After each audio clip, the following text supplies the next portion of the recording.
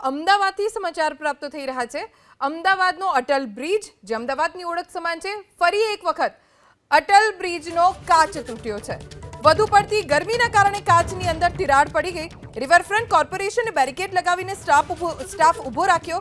આજે સાંજ સુધી અથવા સોમવાર સુધી કાચ બદલવા માટે સૂચના આપવામાં આવી છે, પણ આ બીજી વખત ઘટના બની છે જ્યારે અટલ બ્રિજ ઉપર જે કાચ લગાવવામાં આવ્યા છે તેમાં તિરાડ પડી હોય અથવા તો તૂટી ગયો હોય। ગરમી ખૂબ પડી રહી છે અને તેના કારણે કાચમાં તિરાડ પડી હોવાનું કહેવામાં આવ્યું છે। અમદાવાદના અટલ બ્રિજ ઉપર સતત બીજા વર્ષે તેના સુશોભન માટે લગાવવામાં આવેલો કાચ તૂટવાની ઘટના બની છે।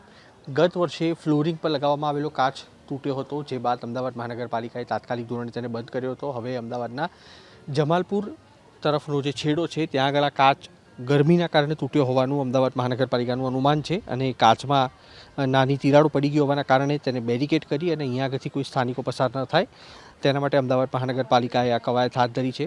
એક કાચ સંપૂર્ણ રીતે બટકી ગયેલી હાલતમાં છે, તો તેની બાજુનો જે કાચ છે તે સંપૂર્ણ રીતે તૂટી જતા બે બેરિકેડ છે તેને અમદાવાદ મહાનગરપાલિકા તરફથી અહીંયા આગળ લગાવવામાં આવ્યા છે।